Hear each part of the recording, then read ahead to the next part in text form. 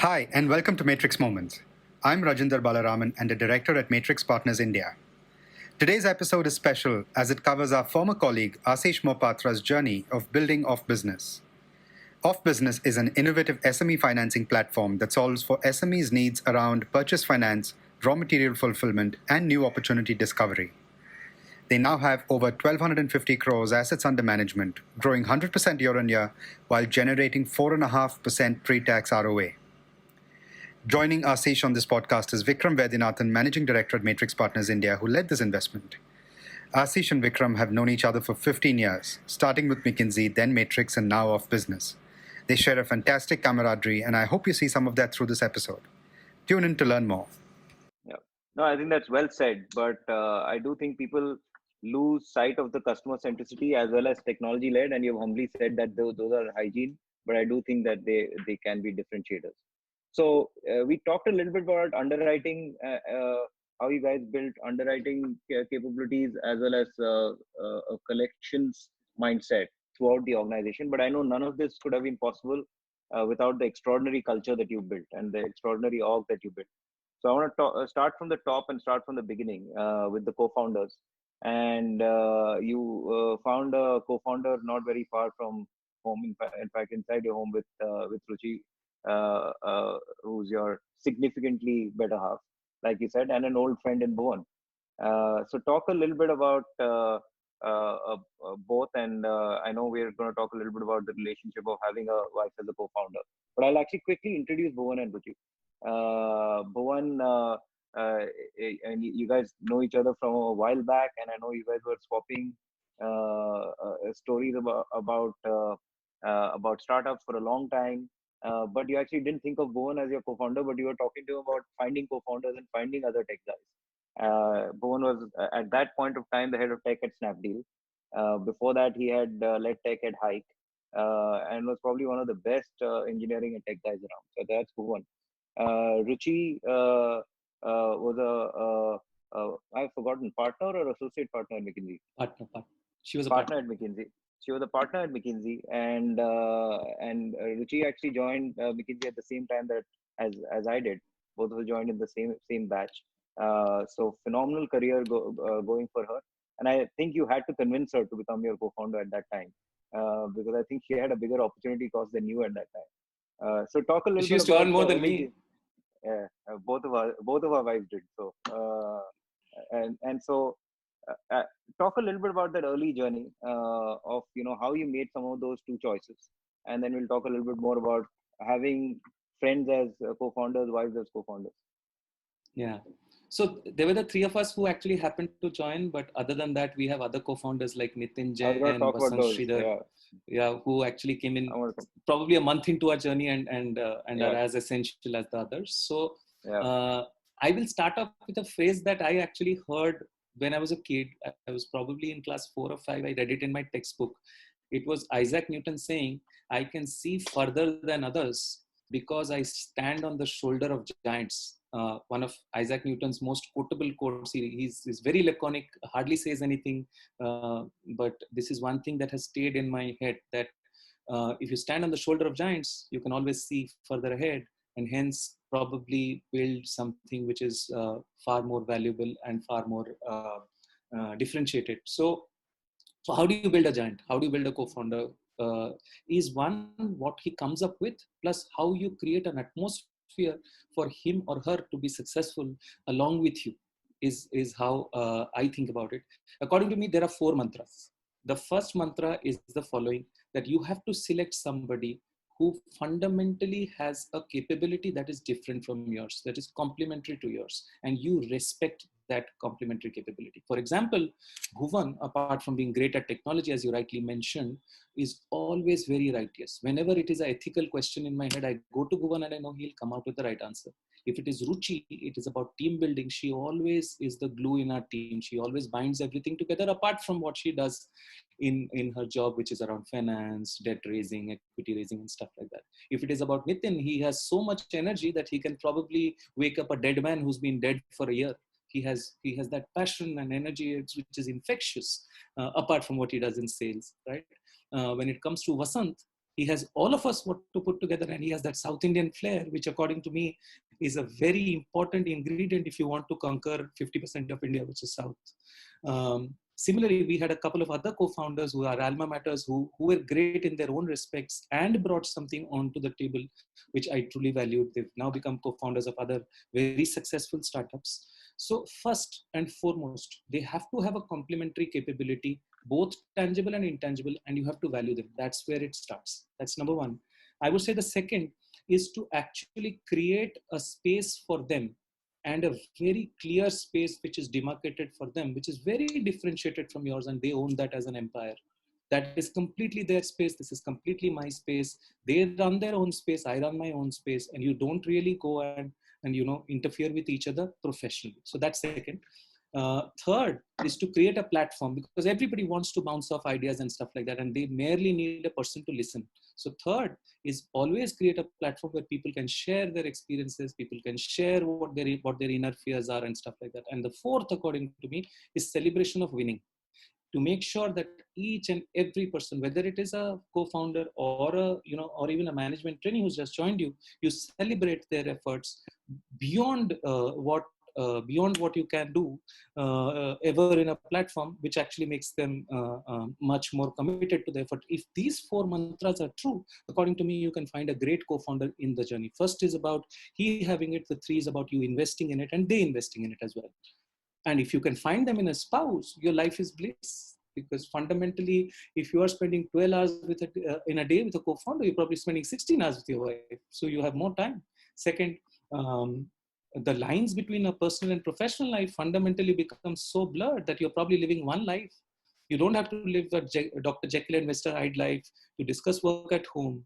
The best ideas are when you are probably not that stressed at work. And I can tell you that I have been very, very lucky to have these giants around me, particularly Ruchi, who has been my partner in both personal and professional life. And I'll end up with the same quote that Isaac Newton said: I can see further than others because I stand on the shoulder of giants. I think that fundamental belief that people around me are great is something that I believe all of us treasure. Yeah. Just one quick comment on Ruchi and Ashish's relationship, and I've just found them being able to compartmentalize also so well, where for almost anyone, any person new who does not know that relationship exists, they would just find a unique level and a pristine level of professionalism in almost every interaction, whether it is at a board level or whether it is at an org level. And I think because you've created that, almost no one ever questions, right, that what the personal relationship is, because the professional relationship at times I feel comes even ahead of the personal relationship. At least that's the way the external world perceives it. So I think it's very hard to pull off, and it's commendable that you guys have been able to. I'll also say I think kudos goes more to Ruchi than to you, because she has to deal with you both in the professional life and the personal life. And I know that you're not the easiest person to deal with in professional life for sure. No, I am a maverick. I'm a door-to-door salesman. I'm a maverick. My job is to just, destroy things to the nth level that we get the outcome. Her job is to put it back. Yeah, you have only creator and destroyer. So you only have Brahma and Shiva. It is Brahma and Shiva. So talk a little bit about finding other co-founders. I know you mentioned Nitin and Vasant. You also have others in the team who behave as co-founders. Almost the entire top team, and I don't know who I will miss out in this, but Nalla, Lokesh. There's a bunch of guys at that level. JV. There are so many guys who I think are co-founders that you have found along the journey. And so, what do you think differentiates people who, in your mind, have that co-founder mindset? And when do you start thinking, okay, this is somebody who is my co-founder along this journey? And I'm asking you in the context of there's been a lot of people who have now gotten elevated to co-founder at much larger companies in year 5, year 6 of a company's life. And so give me a primary founder's view on how, when do you decide this person is now my co-founder? Yeah. So, in my opinion, co-founder is merely a tag. It is about treating somebody with so much respect and trust that you do not need to even think behind your shoulder once you've entrusted him with that responsibility, and vice versa, he having entrusted you with that responsibility. That strong bonding is something that should be treasured, and that's the co-founder bonding. I personally think that that person is somebody who shares a shared value of what is very, very important to you as an individual. So for me, for example, things that are very important to me is, number one, as you know, profitability. He has to think profit first. Second, company first attitude, that at any point in time, if there is ever a struggle in the company, we'll have to think what is right for the company than for a team or for an individual. So second is company first in every action that you do.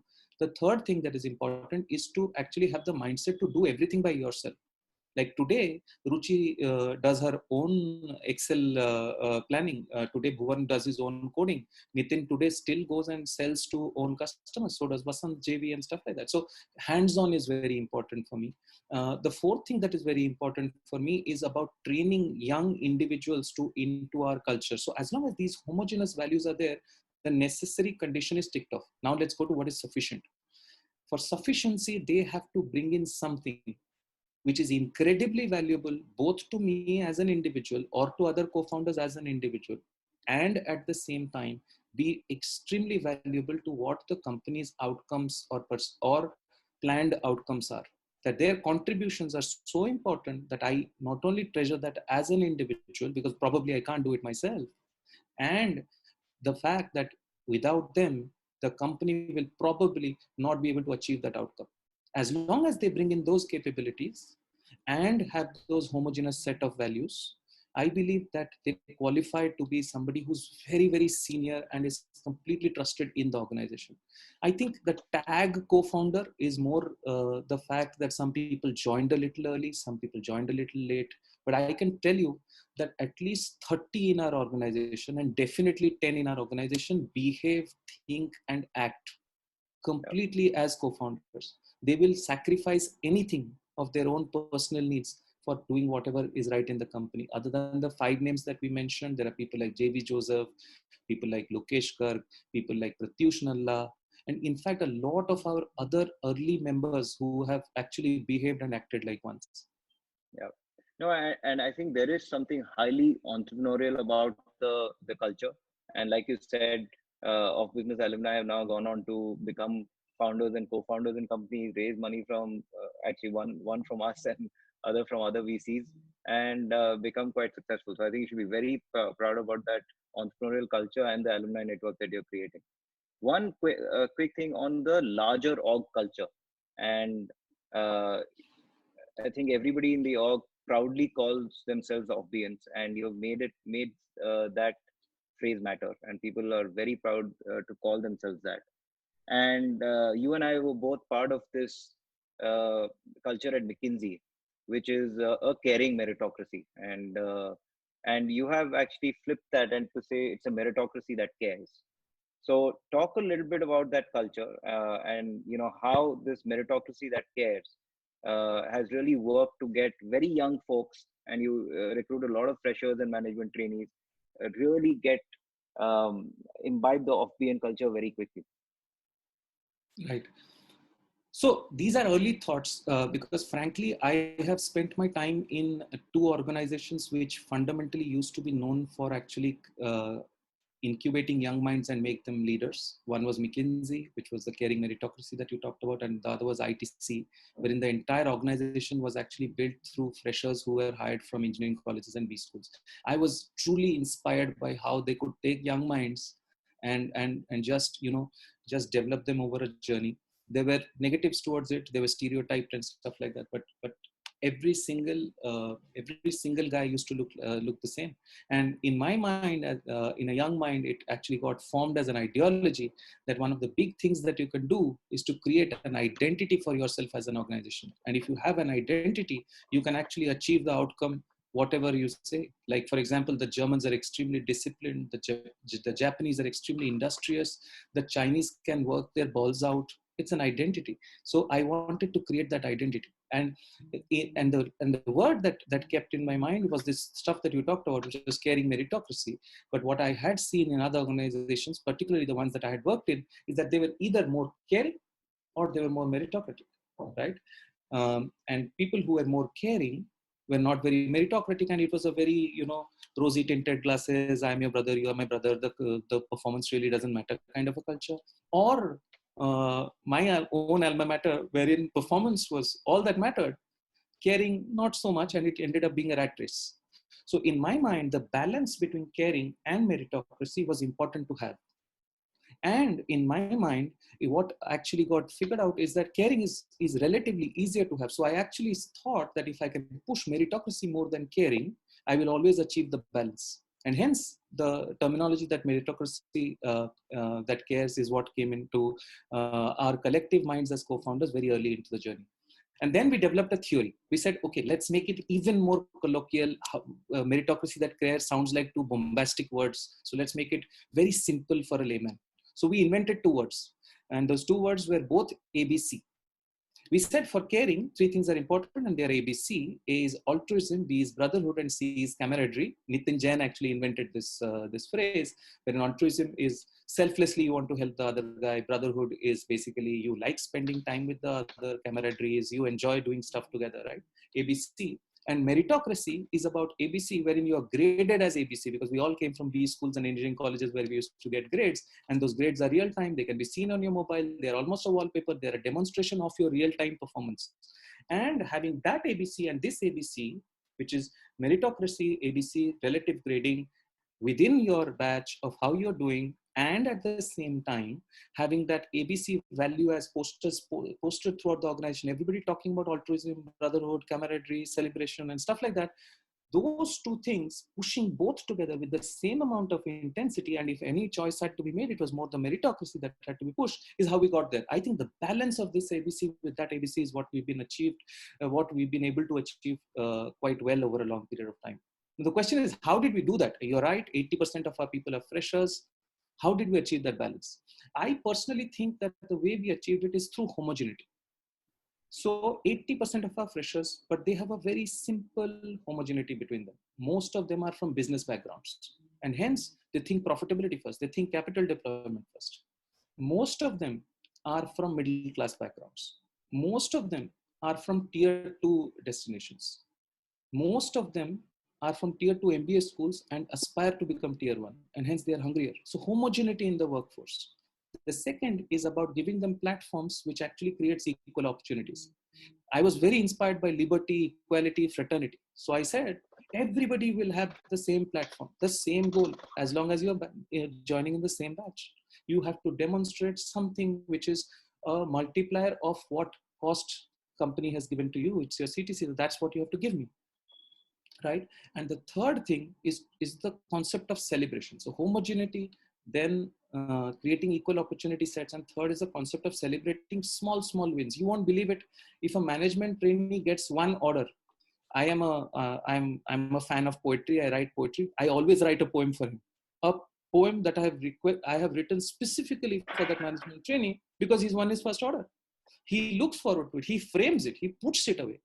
And the way it is celebrated, it's through team emails where there are hundreds of people telling him, "Hey, you've arrived. You are like the next guy. Please, get us out of where we are. Take us to the next level," and stuff like that. So that concept of celebration is where I think, we kind of have excelled. No, I'll call out two artifacts of the culture that I've personally experienced. One on the performance side. Whenever it's there's been time to elevate someone or give new opportunities to someone and so on, and you had that discussion with me. It's only about the performance. It's not about whether someone is liked and so on. And it's only about the performance. And second artifact from the performance is almost everyone always knows where they stand, not in a negative sense, but in a positive sense. They know what the gaps are. It's just very, very clear. And the grading culture, while it sounds very, you know, like back to college, but actually I do think it works because it's very transparent in terms of where everyone is. But At more the same importantly, time, it works because it is actually, people are not unlearning stuff. People are learning. They are much more moldable when they are available as freshers. They want yeah, to imbibe to a new set of culture. They want to get apprenticed. I personally think if you take people from a lateral background, the amount of unlearning that they need to do actually makes the fit into the organizational culture that's a much more difficult. Sorry, that's sorry a for great point. interrupting you. No, that's a great point. So, and I think the balance of that performance culture with, I think, two things. One is every celebration, I think everyone is there. And whether it's a small celebration or a big celebration, I can just see everyone is involved in that celebration. And whether it's a small win for somebody in the tech team, or it's a big win on the liability side for the finance and treasury team. And if somebody is in trouble, I can just see everybody goes there, and there have been many moments where people, there are times of personal trouble, and people are always there for each other, and just enforce. And once that becomes habit, I think this culture has started to take shape. So congratulations on building that. I'm going to go to our last section, and I've saved the contentious debate for last. And there is always this. um I would say tug of war between profitability plus growth, and the pendulum always swings. You've always been centered on profitability first and then growth, and just so that people get a sense of numbers, you've grown like clockwork, more than 3x year on year at very large scale, uh, and at close to 25% PBT. And we were profitable in year three, 14th month, first profitable. No, that was the NCM, and then we went back to PAT profitable, or 19th uh, month. yeah. And so I think that profit centric mindset, where does it come from for you? And now it's become more fashionable, given that we have this extraordinary environment with COVID and so on. So everybody's gone back to saying control of their own destiny, while you had said, you know, profit gives me control of my own destiny. I want to build a company that's ready for IPO from the start. And you and I have had many debates on this, saying should we be sacrificing some profitability for higher growth? uh, is this particular adjacency or space that we should get into, because that might give us growth but it doesn't give you profitability, whereas you've been highly centric on profit. And I think it's been a fantastic strength and defined the core of business. Where did that initial focus come from, and how do you today evaluate new spaces that you can get into with that mindset? Yeah.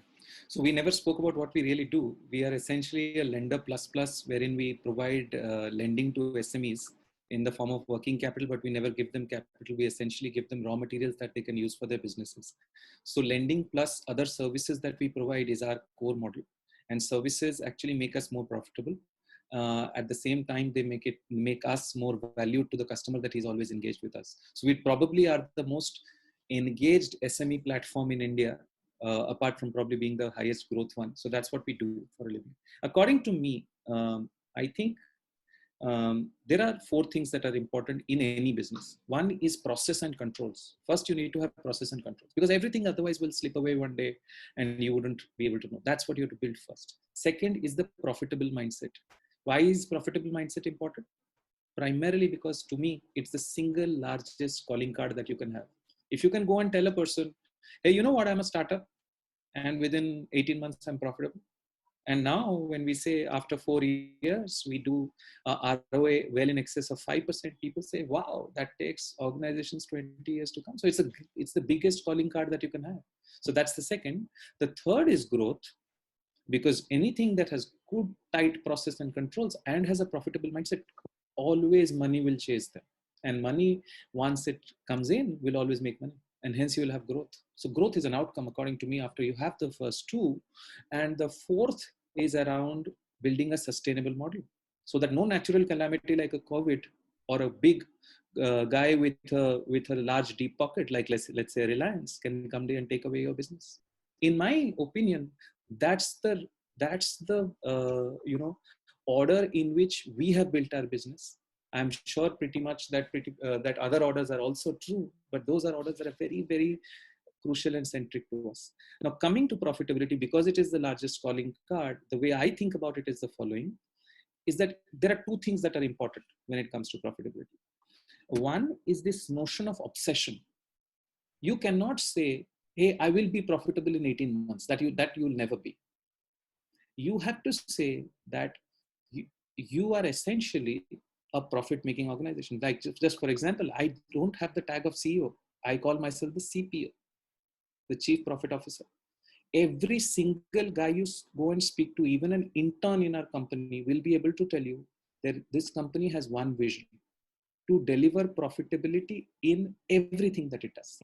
So obsession with the word, with what it means and being aware about it is the most important one. And second is this notion of saying that you have to hate a portfolio approach when it comes to profitability. So for example, if a company is profitable, it doesn't make sense. Within a company, are all regions profitable? Within a region, are all teams profitable? Within all teams, are all individuals profitable? So if each individual is profitable, then obviously the region will be profitable. Obviously the team will be profitable. Obviously the company will be profitable. According to me, thinking about portfolio profitability is the worst thing to do. And it is not true about just the way I described it. It's also about transactions. You could say this product is profitable, or my company is profitable because these three products will become profitable. No, product profitability is not important. Within a product, each transaction has to be profitable. If each of your transaction has to be profitable, and if each of your person is profitable, that last basic detail of understanding what is the last unit currency of your organization, if that is profitable, right, that will make you always profitable at whatever you do, and your numbers will speak for themselves. Yeah. So those are the two things. One is obsession and hating the portfolio approach. Yeah. So when people come and tell me, "Hey, I can do this thing at a loss because I'm anyways making profit," that's a portfolio approach. That you have to kill it right then and there. Each single transaction, each single individual, each single team is what is important to deliver to that organizational obsession. I'll tell you how, and you've given the underlying philosophy with which the entire organization operates. I'll tell you how it manifests itself for an investor. Whenever we're talking about new categories and new geographies, new business areas, I find everyone in the organization first talks about margin. They don't talk about the market size and how fast growth can be and so on. They always talk about the gross margin in the business. Second, they are highly cost centric.